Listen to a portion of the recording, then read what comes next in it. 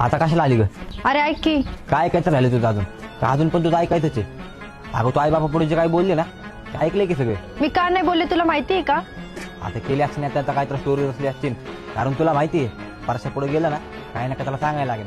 अरे तुझं चिडणं बरोबर आहे रे, पण मी का नाही बोलले तुला माहिती आहे का? मला मम्मीने लय मारलं. तुला म्हणलं ना तू काय ना काय स्टोरी रचून येणार आणि माया पुढे येऊन सांगणार ते, जेणेकरून परशाला खरं वाटलं पाहिजे. खोटे बोलते का? मग हे बघ बोलले फोकाने मारले. घरचे म्हणले तुमचं काय प्रेम प्रेम असेल ते घालत चुलीत. अगं तू तर जीव द्याय निघाली तुला माझ्यासाठी, मग घरच्यांपुढे एकदा बोलायचं ना परशावरती माझं पण प्रेम आहे म्हणून. जीव तर आता पण द्यायला तयार आहे, पण हे सगळं खूप पटपट घडलं. पण आता कोणाला पण कळू दे, मी नाही घाबरत कोणाला. अगं सुरुवातीलाच तू असं वागली आणि पुढचा काय भरोसा आहे? आता कोणाला पण कळू दे, मम्मी पप्पाला काय अख्खं गावाला सांगते मला तुझ्यासोबत लग्न करायचंय म्हणून. तू जेव्हा बोलली होतेस ना परशा आपण दोघं लग्न करू, तेव्हा असं वाटलं होतं की हेच माणूस आपलंय.